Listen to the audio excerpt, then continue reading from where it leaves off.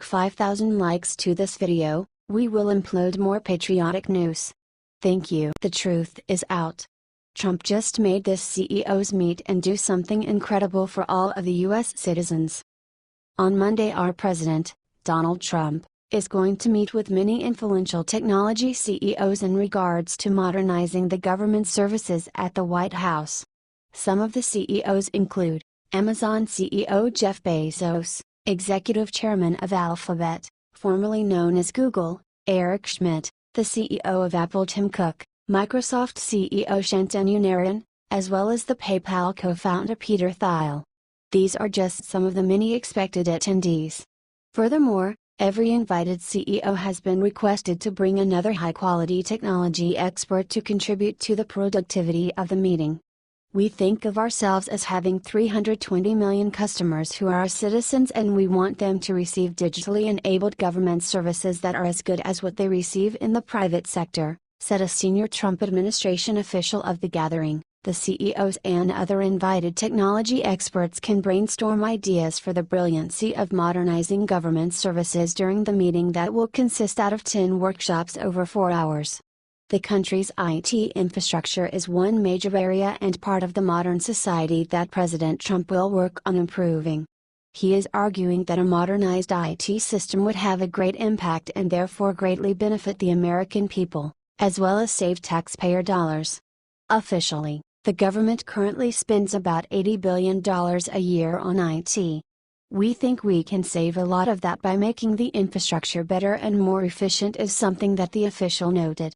The government will also put in their best effort into making our IT systems more secure and stable, and thus reduce fraud and protect citizens' data. President Trump is obviously working hard to get these done and provide value to the American people, despite all of this endless Russia investigation drama and other made-up controversies. President Trump knows how to use other entrepreneurs to fix our government's services, first as being a businessman himself, and then as being the president. The media, of course, is never satisfied with the president's efforts nor is going to report on this or anything positive the president does. We would be happy to hear your thoughts and predictions.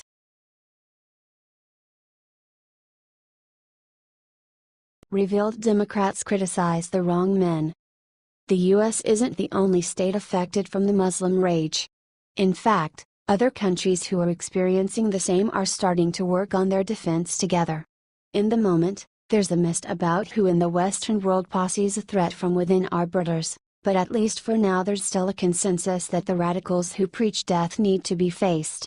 When we are speaking war terms, the two states playing main roles are surely America and Russia. However, on this case particularly, maybe, just maybe, we can count on each other's back. The enemy of my enemy is my friend. According to Russia, one of the ISIS's organizers was killed during the airstrikes in Syria. CNN reports, Russia's defense ministry says it is investigating reports that ISIS leader Abu Bakr al-Baghdadi was killed in one of its airstrikes in Syria last month. The airstrike on May 28 was carried out on the outskirts of the militant group's de facto capital Raqqa, on a command post where ISIS leaders were meeting.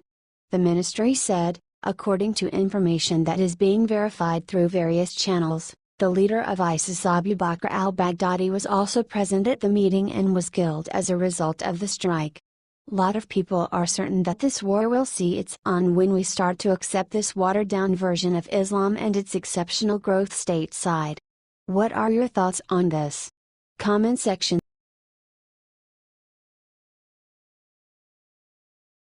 Wow! Obama tax audit exposes millions in offshore accounts stolen from taxpayers. In what may turn out to be one of the most legacy-damaging stories of the last decade, it seems that royalty payments for Obamacare to the sum of $411 million has been paid by the U.S. Treasury to 3 offshore, tax haven, accounts under the name of Barry Soetoro, LCC. The payments were made under the Obamacare bill from 2010, to cover the expenses and royalties associated with naming the bill. These payments were officially stopped as the bill was renamed the Affordable Care Act. Let's check out the salient points. Payments were made for the naming of and royalties associated with Obamacare. These payments were to a company registered as Barry Soetoro, LCC. Barack Obama has denied many times that Barry Soetoro is an alias he uses. Someone behind the naming of Obamacare is clearly called Barry Soetoro.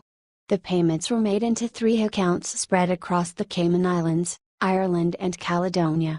The payments came from the U.S. Treasury. So who is this Barry Soetoro? It is clearly someone of influence. They did after all name the Obamacare bill, and they haven't paid taxes on the money in the U.S. That's almost $170 million in unpaid taxes. We need answers to this. Source: FFF.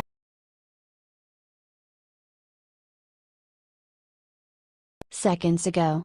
U.S. border raises awareness with this warning. A former United States Marine patrolling the Mexico-Texas border has a disturbing message for all Americans. Think again when you are insulting the people voting for Donald Trump. In an interview with Dennis Michael Lynch, a former U.S. Marine who served in the Middle East is now an active member of a border group that patrols the southern border. He is a former bomb expert trained by the Department of Defense. He got the nickname as Talon, and shared his thoughts about the other than Mexicans that have been coming through the border quite a while. He said, "The Chinese and Middle East people coming through the border are not coming here to cut our lawns and wash dishes. They hate us with a passion. We are infidels and they think we deserve to die." On the question on the possibility of another 9/11, Talon answered, "I'm shocked it hasn't happened yet. Let me tell you, once they figure out how to get a nuke through the border, we will lose a U.S. city." There are congressional reports that reveal the drug cartels work with terror groups from the Middle East. For those of us already living in border states, this is a familiar feeling. We see what's coming in on a daily basis. Our cities are being overrun by gang crime like never before. The best of the best doesn't just walk across our borders. These aren't children with divinity in their eyes, as Nancy Pelosi calls them. Since President Trump's inauguration, there has been a sharp decrease in illegals crossing the border illegally, but we won't be secure until the wall is built and we are able to stop them completely. What are your thoughts on this? Comment section below.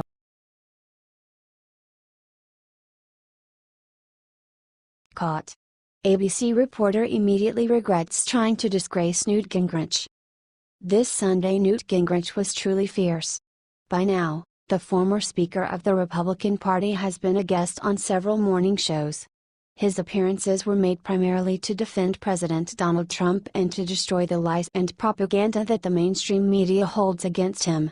ABC's Martha Raddatz was joined by Gingrich on the morning show this week. You might remember Martha Raddatz as being the moderator of the second Trump versus Hillary debate. By many, Raddatz was considered to be the worst moderator of all time. This is due to her obvious anti-Trump bias. While trying to embarrass Newt Gingrich on her show, we can see that she immediately regretted it.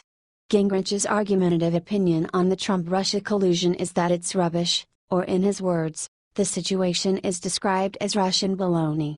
Raddatz asked Gingrich about his comments downplaying the Trump-Russia investigation as nonsense.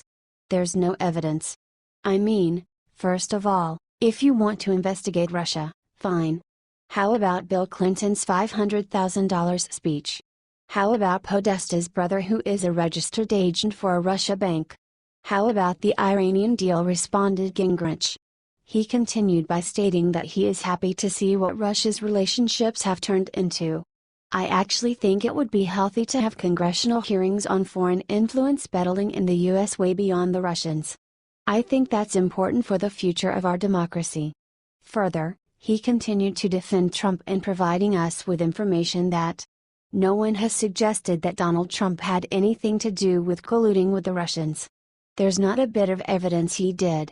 Madam Raddatz surely thought Newt wouldn't provide with a suitable and good response, but he eventually humiliated her on her own show. We would be happy to hear your thoughts and predictions.